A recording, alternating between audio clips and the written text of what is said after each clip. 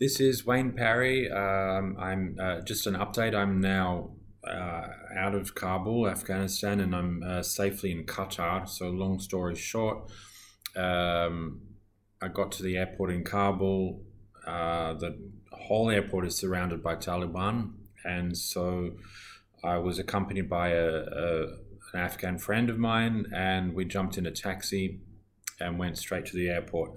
Um, Unfortunately, the email that I received from the Australian government really got me into trouble. So I was safely in my accommodation in what's called a guest house in the middle of Kabul, where we didn't go out.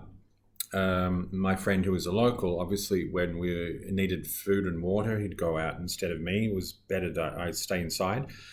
Um, and Because the Taliban had already taken over the city and they were patrolling everywhere. So I stayed inside from Sunday until Tuesday when I received the email to get to the airport straight away. Take very little with you, 10 kilos. So most of my belongings were left behind in Kabul, and make your way to the airport. And if there is no flight, you might have to go back to your accommodation. The email was ridiculous. It was like, it was just not serious enough for the type of emergency it was.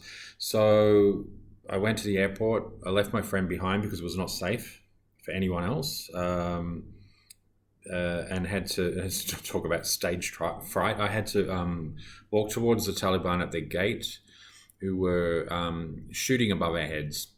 So in order to scare people away from the gate, because there were thousands of people surrounding that gate and other gates, not that we could find the other gates. The taxi driver said, "This is the only gate I know, the main gate for international and domestic flights." So totally sealed off with, I don't know the correct terminology, but the Humvees and the Jeeps that was stolen from the US Army. And of course, lots of Mujahideen, Taliban soldiers on top with machine guns, Kalashnikov rifles, etc. So I had to approach them, which is, the most awkward introduction I've probably ever made. But while I was walking towards them, a whole group of us, Afghani people, we were forced to get down on the ground on our hands and knees, while they shot above us just to keep us down. And eventually I was able to crawl away and approach one of them on the side, and explain my situation in a mixture of Dari and English, mostly Dari, and show them my passport. Most importantly, I was dressed as an Afghani just to blend in, and I showed my passport in order to not blend in, because that was what's happening. It was happening. They were actually whipping people to make them disperse and get away from the gate. So I just was surprisingly not scared or anything, because you just turn, it's a survival thing, isn't it? Adrenaline or something. But anyway, I was determined to get in. In fact, the most important thing on my mind was not them, as dangerous as they are. It was the email that I got, which made me worried that if I don't get in soon, I could miss that flight. It sounded like we're leaving soon, get here. So I was apprehended by the Taliban. They took me in, and led me down this sort of lane. Not lane, that sounds scary. It was not as bad as that. Where the cars would normally drive into the airport, which is sealed off. So I had to be searched several times, interrogated. Overall, I was not harmed. I had to sit under a tree while about 25 of them were around me, with loaded weapons, sometimes aimed at my face. But again, I thought, well, they've been told not to harm anyone, and let the foreigners through. So I didn't really think anything, very drastic was going to happen, except that I could miss this flight. And the wording in the email was that this is it. You miss the flight, you're stuck. Okay, that's pretty scary, and then have to go back out that gate where I couldn't. It started off as gunshots and then turned into machine gun fire. So I was actually safely in the airport with the Taliban, ironically, which is better than being safe outside of the gate with the Taliban shooting at me. So inside, they were not doing things like that. I was eventually handed over from a buffer zone of the airport, which is non-Taliban Afghans, and then to the American soldiers on the other side through barbed wire. And that's how I got in. So furious with the Australian government. Like, what are you doing? I was taken to Qatar by the US Army and put in a camp. I posted pictures here on Facebook. There are three of us, three Australian citizens that are in. It could be more, I don't know, but three. And I was released last night. No country wanted us. I think it might be a COVID thing. So quarantine. I have a vaccination certificate and a COVID test. So in the end, I said to them, well, what do I have to do to be released into the general public so I can get out of here? And that took time. So that's what I had to do. So get a COVID test and be stamped into the country, although I was already in the country. And here I am now. So a weird twist of events. The Qatari government has put me in a 5-star hotel. I mean, I have to check out soon. It was only for the night. But I'm very appreciative of that. I just need to get out. So this is where I am now. So I've gone from Kabul airport to the US base in Qatar, which is not technically a part of Qatar, but we were only allowed to stay for a few days because of the Qatari government.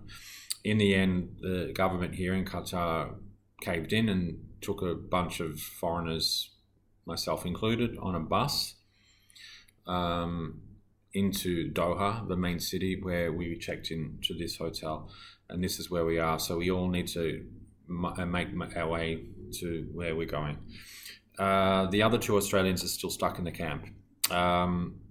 No communication from DFAT, from Department of Foreign Affairs at all, except for those emails to say, get to the airport. What are you doing about your citizens? Do you care? Some of them went to Istanbul, some went to Dubai, some to Qatar. Now, the one to Dubai, I believe, is on his way to Australia, or maybe there by now, I don't know. The other Australians are scattered. And there's an embassy here, an Australian embassy here in Doha, and I had to contact them without being able to access my phone. We had no food for 24 hours, no Wi-Fi to contact people to say we are alive or we are in Qatar, because I didn't know I was going to be taken here until I boarded. No communication with the US Army to say, do you have any of our citizens with you? So those of us who ended up in places other than Dubai, for reasons, because we're not going back to Australia, despite our passports, that's not a reason for punishment, though. You know, don't punish people because they're not going back. That's about 1 million Australians that don't live in Australia, so that's ridiculous. So help your citizens. You know, if you have one of these passports, help your citizens. So I've been speaking to the media, and I will be speaking to the Department of Foreign Affairs. I'm safe now. Nice view. Thank you, Qatari government. Thank you, US government, for bringing me here to somewhere safe. Yes, there were many hiccups along the way, not being able to access food. The line to the toilet was 45 minutes because they were not prepared for this level, of evacuation. So everyone was really doing their best in terms of trying to, lead us to where. But yeah, it was a lot of waiting around and 24 hours, I think it was, before we were placed in a dorm, like barracks. 4 to a room, and it was fine. There we were fed. We had Wi-Fi, which is really important. I'll probably put that above food, actually. Some of my roommates, Afghanis who hadn't contact families that they'd left behind, and that was the very first time after 24 hours, in some cases 48 hours. So we all managed to contact people who were worried about us, and from there they eventually were able to logistically get people on flights to the US if they were eligible, or Kuwait, which was where I was supposed to go until the last minute thing. Instead of flying us to Kuwait, they were able to get us out of the camp and into Qatar proper, where I am now in Doha. And that's fine. From here, I'll make my own way. That's all I needed. That's all I wanted. But COVID makes it more difficult. So I'm concerned about the other Australian citizens stuck here in the military camp in Doha. And of course, those still stuck in Kabul. If you're watching this and you are stuck in Kabul, don't go to the airport. Don't. Especially if you have an Afghan passport. They will really rough you up. Beat you, intimidate you, whip you, and fire shots above your head, which is just awful, without wanting to kill you or really harm you, but to scare you off and deter you from going to the airport to try to get into the airport and get safety to get out. Those of you with a foreign passport, just do what I did. I don't know which gate's better, but I don't regret approaching the Taliban. Please don't. But I did it because I thought, I have a flight to catch. It's now or never.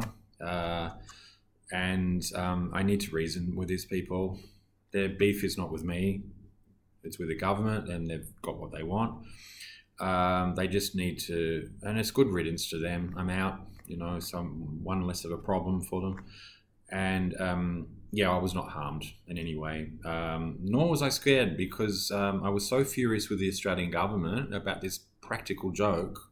Go to the airport and no follow-up, no contact. Even I managed to email them secretly without the Mujahideen watching me to say, I'm stuck in the airport. What do I do from now?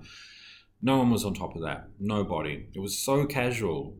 It was like missing your flight from Bali, right? And so that needed to be taken more seriously. There are Australian citizens still stuck in places. I'm trying to help 12 of my Afghan friends and colleagues back in Kabul to get through with the right documentation and without being harmed by the Taliban at the gates. It's an awful situation there, made more awful by the fact that some of our governments, not just Australia, I won't pick on others because that's not my nationality, but my particular concern is with the nationality that I belong to, and I would have thought that there would be a little bit more protection or concern or empathy or all of the above from that government, which has done very, very little except fold its arms and expect you, the citizen, to come to them.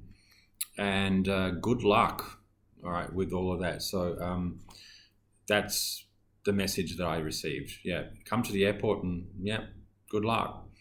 Terrible, really terrible. So thank you, Qatar, for putting me up for the night as a guest. It was not what I wanted or needed. I just need to get out of here. And thank you particularly to the US Army, who did its absolute best, and with so many stuff-ups, so many that it was frustrating, but we were patient and we knew, and most importantly, we were safe, and that's what mattered. And no thanks at all to the Australian government, who did nothing for this citizen, as well as I found out, many other citizens. Terribly disappointing. And there's a lot of following up to do from here. I'm going to sign out. I've got 12 people to help and more. All right, so the messages keep flooding in. I need to be in somewhere for a few hours to just help others now that I'm safe and I'm contactable finally. So I'll keep you updated. And thank you, everybody, for your concern. But I'm safe, and I'm trying to make sure others in Kabul or here in Qatar can be safe as well. Thank you.